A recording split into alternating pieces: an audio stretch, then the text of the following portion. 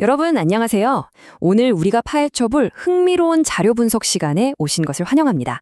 자, 바로 본론으로 들어가 볼까요? 오늘은 그 어떤 분야보다도 보수적이고 또 종이 서류와 아날로그 방식이 익숙했던 법조계에 불어닥친 거대한 변화에 대해 이야기해 보려고 합니다. 바로 법률 인공지능의 혁명인데요. 기술의 불모지로 여겨졌던 법정에서 도대체 무슨 일이 벌어지고 있는 건지 실제 데이터와 테스트 결과를 바탕으로 아주 명쾌하게 풀어드리겠습니다. 의도적 허위 진술이었을 가능성이 큽니다.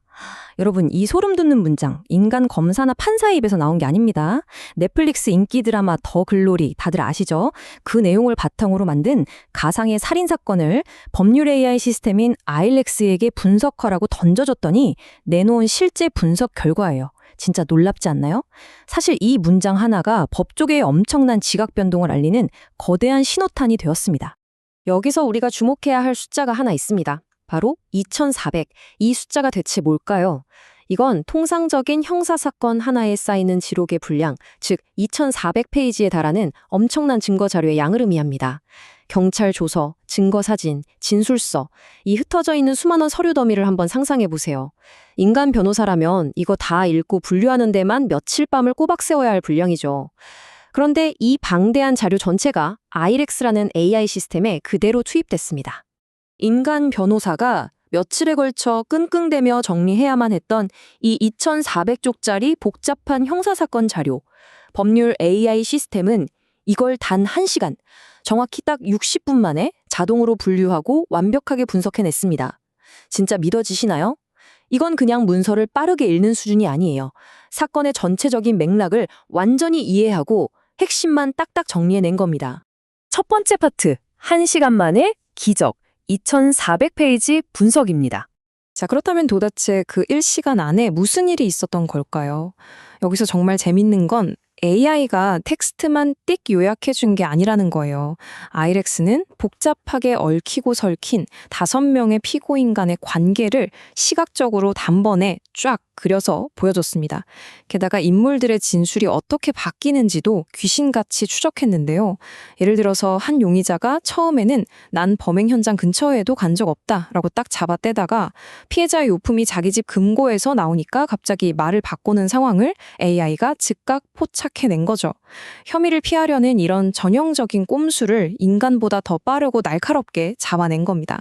게다가 실무에서 뛰는 변호사들이 진짜 열광하는 도구가 따로 있습니다. 이른바 하이라이팅 기능인데요. 이게 진짜 물건입니다. 변호사가 소송 전략에 맞춰서 특정 자료 부분을 마우스로 쓱 드래그하고 이거 강화해줘 혹은 이건 반박해줘 하고 태그만 클릭하면 끝이에요. 그럼 AI가 변호사의 그 전략적인 의도를 딱 파악해서 강약 조절까지 완벽하게 들어간 법률 서면을 알아서 쫙 써줍니다.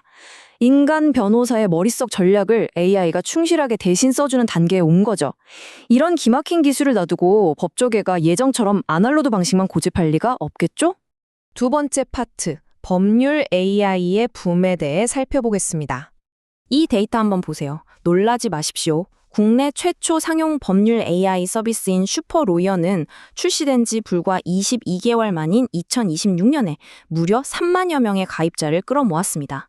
이 숫자가 대체 어느 정도 규모냐고요?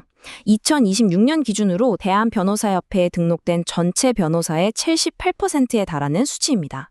그러니까 10명 중 8명의 변호사가 이미 실무에서 AI를 매일매일 돌리고 있다는 뜻이에요.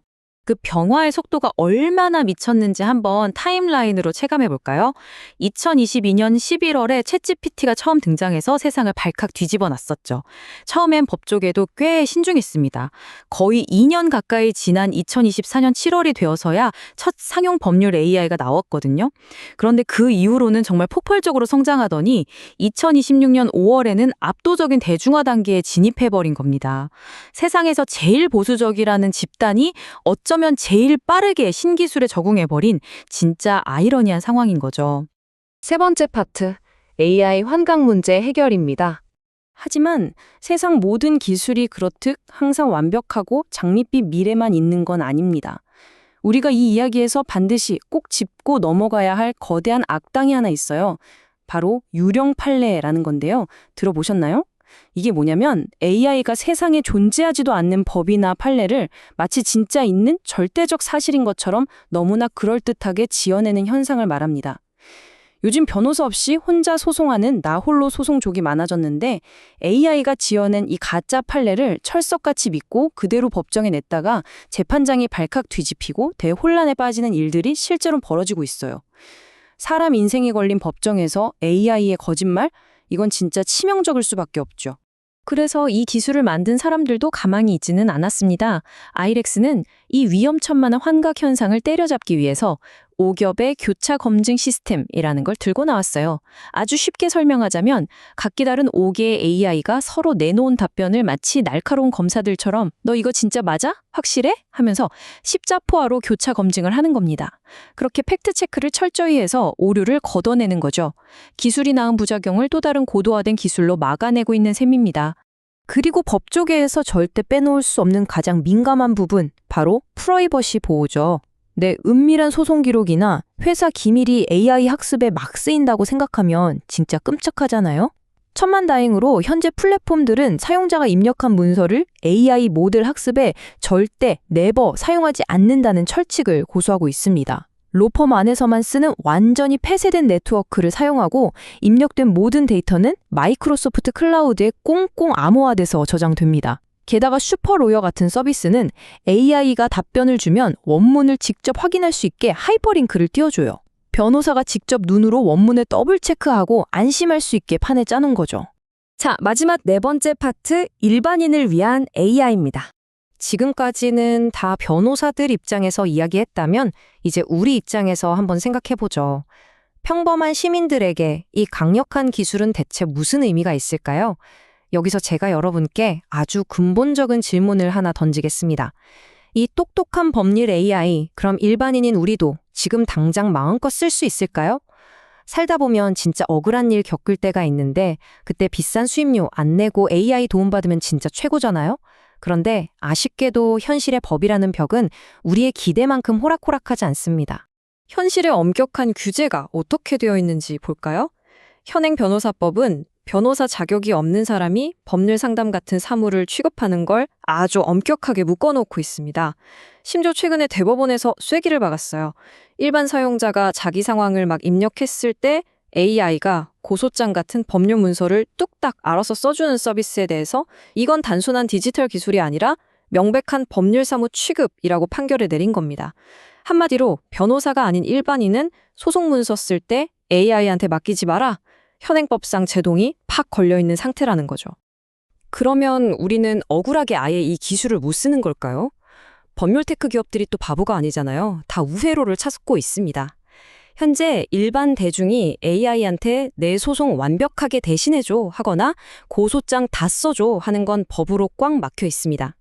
하지만 내 복잡한 사건의 타임라인을 날짜별로 쫙 정리해달라고 하거나 내 사건에 대해 객관적인 팩트체크를 해달라고 하는 기능들, 이런 것들만큼은 딱 떼어내서 일반인들도 합법적으로 쓸 수 있도록 서비스 확장을 열심히 시도하고 있는 중입니다.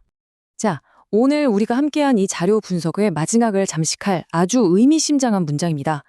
사회가 점점 더 복잡해지고 소송은 그야말로 폭발적으로 늘어나는데 법률 지식 하나 없는 우리 같은 일반인들은 과연 이 AI 없이 어떻게 스스로를 방어할 수 있을까요? 전문직의 암역을 보호해야 하는 엄격한 법적 규제, 그리고 돈도 백도 부족하지만 억울함은 풀고 싶어하는 대중들의 절박함. 과연 우리는 이 둘 사이에서 어떤 균형점을 찾아야만 할까요? 이 묵직한 질문을 여러분께 남겨드리며 오늘의 분석 시간을 여기서 마치겠습니다. 끝까지 집중해서 함께해 주신 여러분 정말 감사합니다.